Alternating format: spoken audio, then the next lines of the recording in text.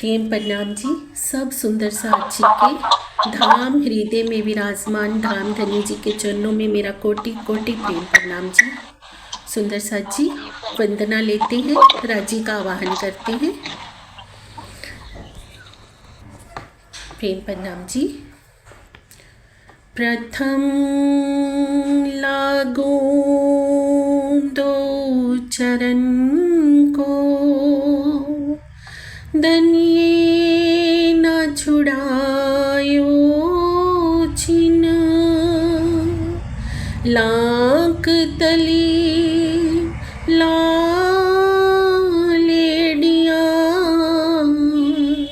मेरे जीव के यही जीवन,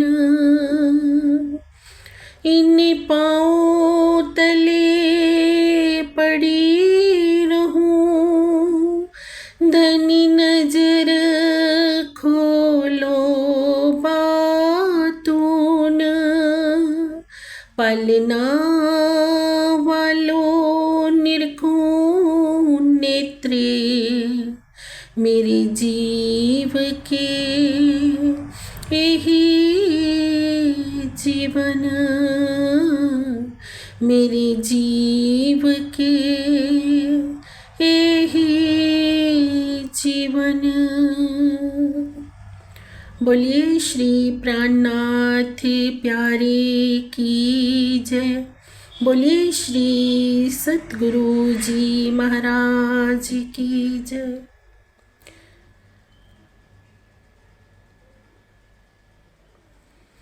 प्रेम प्रणाम जी। सुंदर साथ जी प्राणाधार सुंदर साथ जी। श्री रास की वाणी के पश्चात आज हम श्री प्रकाश हिंदुस्तानी जम्बूर की वाणी में डूबने जा रहे हैं। सुंदर साथ जी, जम्बूर जिसका अर्थ होता है प्रकाश करने वाला। श्री प्रकाश ग्रंथ की ये वाणी सुंदर साथ जी हमारे हृदय में किसी भी प्रकार से माया का अंधकार नहीं रहने देगी। हमारे हृदय में ज्ञान का वह उजाला कर रही है प्रकाश की ये वाणी सुंदर साथ जी। जब सतगुरु महाराज का धाम गमन हो जाता है, सतगुरु धनी श्री देवचंद्र जी का, उनके तन से जो लीला होती है अंतर ध्यान हो जाती है, उसके पश्चात वो स्वरूप जो सतगुरु महाराज के धाम हृदय में विराजमान होकर लीला कर रहा था, वो स्वरूप अब कहाँ है, इस बात का बोध सुंदर साथ को नहीं हो पाता है। किस कारण से? क्योंकि श्रीमुख वाणी का अभी अवतरण नहीं हुआ था सुंदर साथ जी, और वाणी का अवतरण ना होने से कोई भी ये जान ही नहीं पाया कि हमारे धाम धनी आखिर कहाँ चले गए हैं। कुछ ने तो मान लिया कि धाम धनी परम धाम चले गए हैं, कुछ ने मान लिया कि धाम धनी गादी पर विराजमान है, और कुछ ने मान लिया कि धाम धनी सतगुरु बिहारी जी के अंदर विराजमान है, क्योंकि बिहारी जी महाराज ही गादी पर बैठे हुए हैं। तो इन सब बातों का प्रकाश करती है हमारे हृदय में प्रकाश की ये वाणी। हफ्सा में रास के साथ साथ प्रकाश की वाणी अवतरित हुई, जिसमें स्वयं प्रीतम अक्षरातीत हमें बता रहे हैं कि वो स्वरूप जो सतगुरु धनी श्री देवचंद्र जी के धाम हृदय से लीला कर रहा था, वो स्वरूप अब कहाँ है? श्री महामती जी के धाम हृदय में। प्रकाश की ये वाणी हमें पिया प्राणनाथ जी के स्वरूप की पहचान करवाती है सुंदर साथ जी। श्री जी साहिब जी के स्वरूप की पहचान करवाती है। उस स्वरूप की क्या अहमियत है सुंदर साथ जी, ये हमें बताती है प्रकाश की वाणी। रास की वाणी में हमने क्या जाना सुंदर साथ जी? कौन से स्वरूप की पहचान करें? ब्रज वाले स्वरूप की और रास वाले स्वरूप की। ब्रज में कौन आया? वही हमारे प्राणनाथ पूर्ण ब्रह्म परमात्मा। रास में कौन आए? वही हमारे प्राणनाथ। ब्रज में 11 साल 52 दिन तक लीला करते हैं और उसके पश्चात योग माया के ब्रह्मांड में नित्य वृंदावन की सृजना करवा के वहाँ पर प्रेम रूपी बांसुरी को बुझाते हैं। तो सब सखियाँ वहाँ पहुँचती है और अखंड रास का आनंद लेती हैं, क्योंकि वो प्रीतम कभी हमसे जुदा रह ही नहीं सकता, एक पल के लिए भी नहीं। कभी उन्होंने ब्रज में हमें नहीं छोड़ा, रास में हमें नहीं छोड़ा, और अब इस जागनी ब्रह्मांड में भी वो पल पल हमारे साथ हैं। और पल पल हमारे साथ हैं तो कहाँ है, ये हमें बता रही है श्री प्रकाश ग्रंथ की वाणी सुंदरसा जी।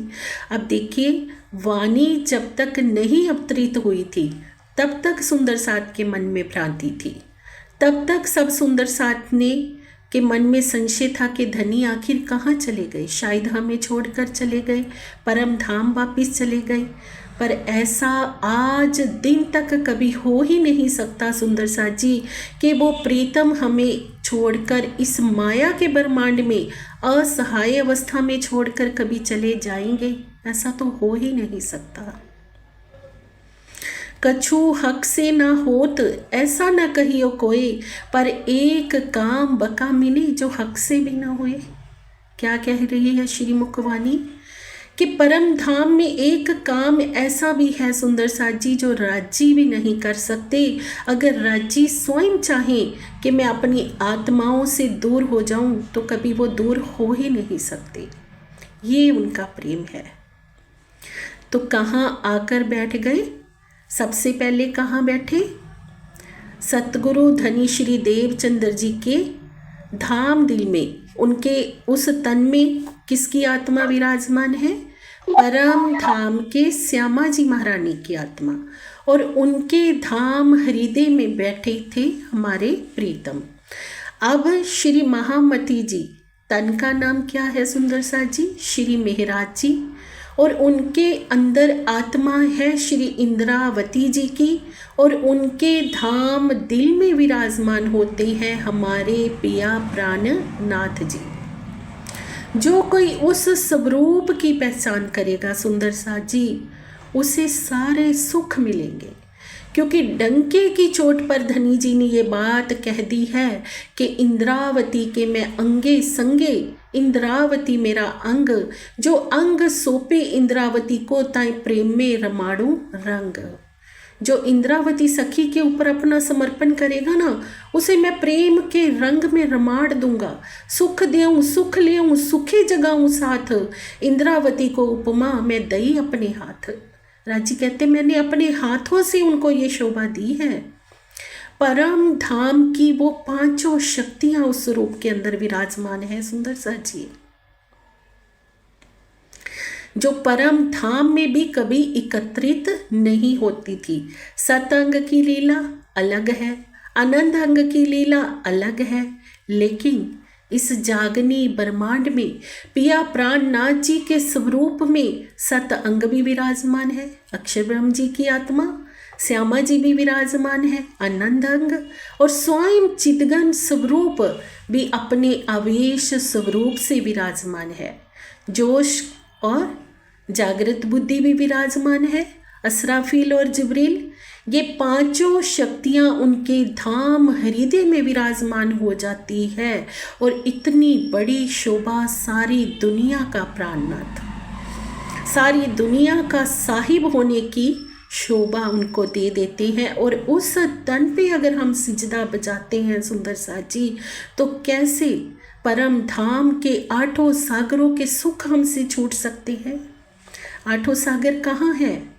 पिया प्राणनाथ जी के दिल में। 25 पक्ष कहाँ है? पिया प्राणनाथ जी के दिल में। सब आत्माएं कहाँ है? पिया प्राणनाथ जी के दिल में। तो उस स्वरूप की पहचान करवाती है हमें श्री प्रकाश की ये वाणी सुंदरसा जी। तो सुनते हैं हम चौपाई के माध्यम से बहुत ही प्रेम पूर्वक और ग्रहण करते हैं अपने हृदय में हर एक बात को। प्रेम प्रणाम जी किरण दीदी। प्रेम प्रणाम जी सभी सुंदर साथ जी के चरणों में प्रेम प्रणाम जी। कछु इन बीत पियो रास खेल फिरे घर, कछु इन बीत कियो रास खेल फिरे घर, खेल देखने के कारणे आया उम्मीदा कर, खेल देखने के कारणे आया उम्मीदा कर। प्रेम प्रणाम जी राज श्यामा जी। प्रेम प्रणाम जी। आप पिया प्राणनाथ श्री मामती जी के धाम हृदय में विराजमान होकर सुंदर सा जी क्या बता रहे हैं हमें, कहाँ से उस बात को उठा रहे हैं जहाँ पर छोड़ा था।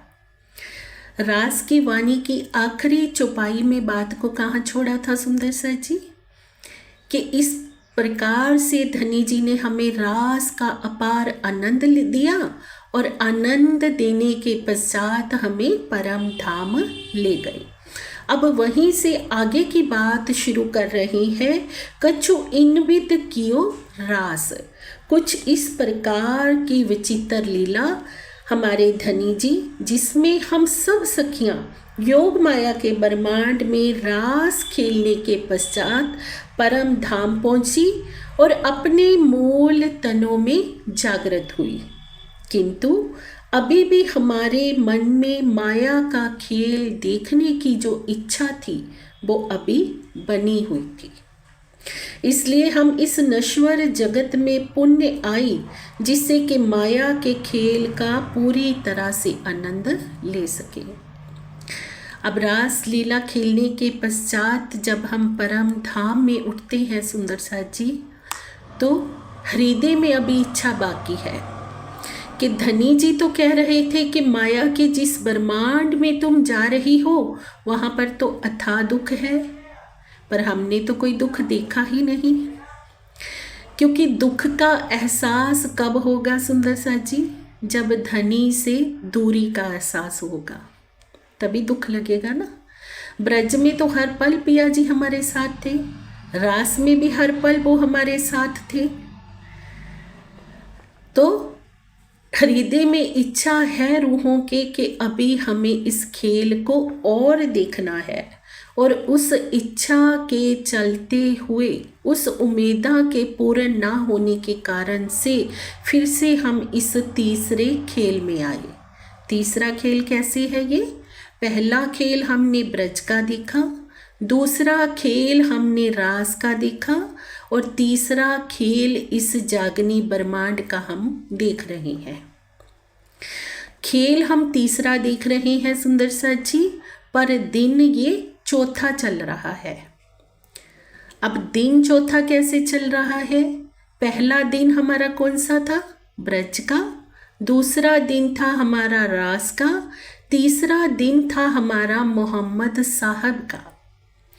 क्योंकि जितने समय में ना सखियों की और राजी की ये वार्ता चल रही थी कि हमारी इच्छा अभी पूर्ण नहीं हुई, हमें खेल आगे देखना है, तो उतने समय में ही मोहम्मद साहब को दीदार दे देते हैं धनी जी, और कुरान की जो आयतें होते हैं वो वर्णित करवा देते हैं। 90 हरफ बातें कर लेते हैं उनसे और कह देते हैं कि इनको 30,000 को जाकर तुम जाहिर कर दो, और 30,000 तुम उनको देना जो इसे लेने के हकदार हों, और 30,000 जो बातें हैं उन्हें गुप्त रखना, क्योंकि जब मैं स्वयं इस ब्रह्मांड में आऊँगा तो मैं स्वयं आकर वो बातों को उजागर करूँगा। तो दोनों साक्षियाँ हमें मिल गई ना सुंदर सा जी हमारी वाणी में। सारा वेद कतेब सबका खुलासा श्री मुखवाणी में है, क्योंकि वो परमात्मा सबका है, वो किसी एक का नहीं है, वो हिंदू का भी है, वो मुसलमान का भी है, वो सिखों का भी है, वो ईसाइयों का भी है। धर्म, जात पात ये सब परमात्मा ने नहीं बनाए हैं सुंदर सा जी, ये सब इंसान ने इस धरती पे आके बना दिए। परमात्मा ने तो कह दिया कि मैं तो सबका हूँ। साहिब आए इन जिमी कारज करने तीन, मेट झगड़ा सबन का जा दुनिया दीन। वो तो सबका झगड़ा मिटाने आए हैं, वो तो तीन कार्य करने आए हैं यहाँ पर। जात पात का बंधन छुड़ाने आए हैं, सबको एक झंडे के तले लाने आए हैं। वो तो ऊंच नीच सब मिटाने आए हैं। तो कैसे हम कह सकते हैं कि परमात्मा सिर्फ हिंदू का है या परमात्मा सिर्फ मुसलमान का है? कैसे इंसानों ने बांट रखा है कि कुरान हमारी, गीता आपकी, या गीता हमारी, कुरान आपकी? अगर एक सच्चे साहिब को हम जान लेंगे तो ये सारे झगड़े ही समाप्त हो जाएंगे, क्योंकि वो तो कुल सृष्टि का मालिक है। वेद कतेब की साक्षियों से वो हमें बता रहा है इस 5वें वेद स्वसम वेद की वाणी में सुंदर सा जी एक एक रहस्य को धनी जी उजागर कर रहे हैं। पहले दिन के रहस्य को उजागर कर दिया कि ब्रज लीला करने वाला कौन था? वही परमात्मा, वही पूर्ण ब्रह्म। रास लीला खेलने वाले कौन थे? वही पूर्ण ब्रह्म परमात्मा। और अरब में जो मोहम्मद साहब के रूप में आए तो वही उनके सत अंग अक्षर ब्रह्म जी। और क्या लिख दिया कि जब वक्त आखिरत का समय आएगा तो मैं स्वयं दुनिया में आऊँगा और आकर सारे रहस्यों को उजागर करूँगा, सारे झगड़े मिटा दूँगा। तब जो जात पात को लेकर, ऊंच नीच को लेकर, वेद कतेब को लेकर जो झगड़े फैले हुए हैं ना, पिया कहते वो सब मैं मिटा दूँगा।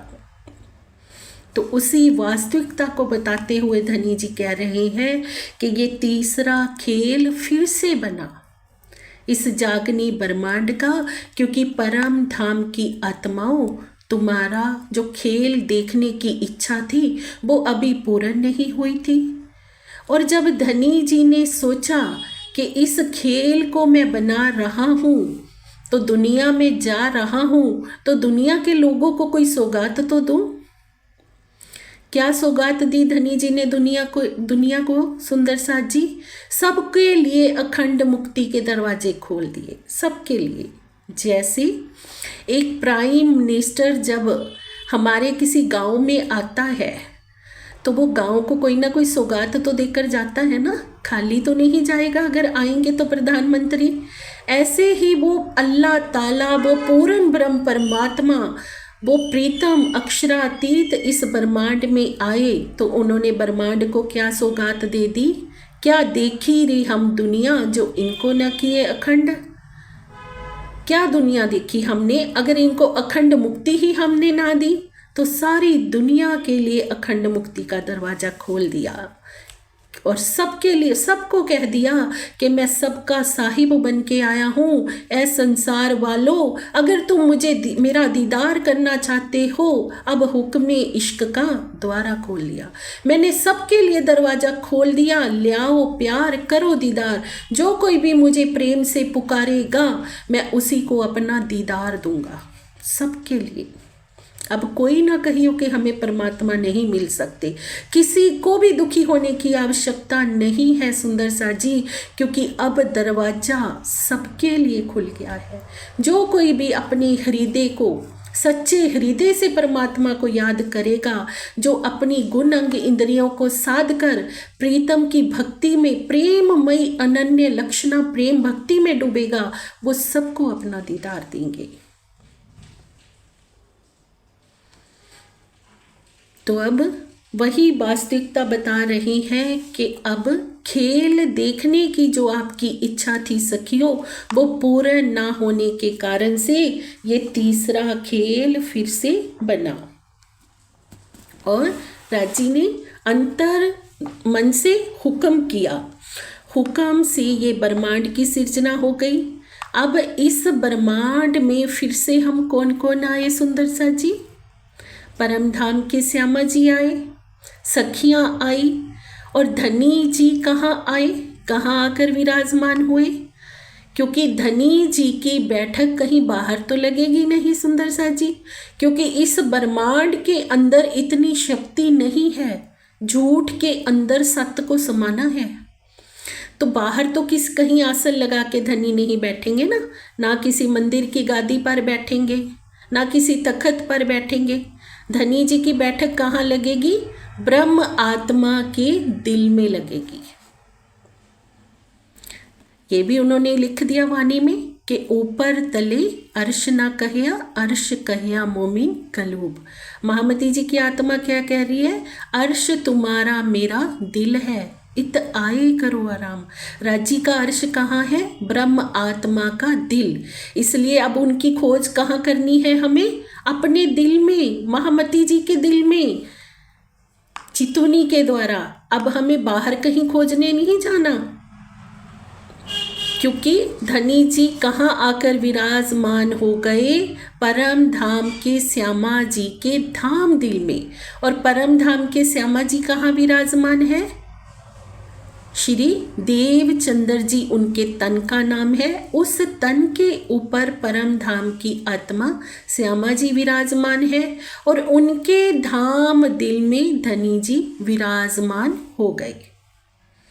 श्यामा जी को लेकर आए और श्यामा जी को आकर उन्होंने सबसे पहले हकीकत जाहिर करी। सारी बात सबसे पहले किसको बताई? श्यामा जी को बताई। किस लिए? क्योंकि श्यामा जी धनी जी का दिल है, उनकी अलादनी शक्ति है। और श्यामा जी आगे सब सखियों को बता रही हैं, क्योंकि सखियां क्या है? वो श्यामा जी का दिल है। तो राजी ने क्या निर्देश कर दिया श्यामा जी को? बुलाए लियाओ तुम रूह अल्लाह, जो रूहें मेरी आकिल, रब्द किया इश्क बास्ते, कहो कहलाया हक। मेरी उन आत्माओं को बुला लाओ जो मुझसे बहुत प्रेम करती है। उन्होंने मेरे से रबद भी किया ना, तो प्रेम के कारण ही किया, क्योंकि वो मुझसे बहुत प्रेम करती हैं। उनका यही कहना था कि हमारा इश्क बड़ा है। अब तुम उन एक एक आत्मा को बुला कर लाओ और ये मैं बुलाने की कुंजी तुम्हें देता हूँ। तारतम ज्ञान रूपी कुंजी उनको दी।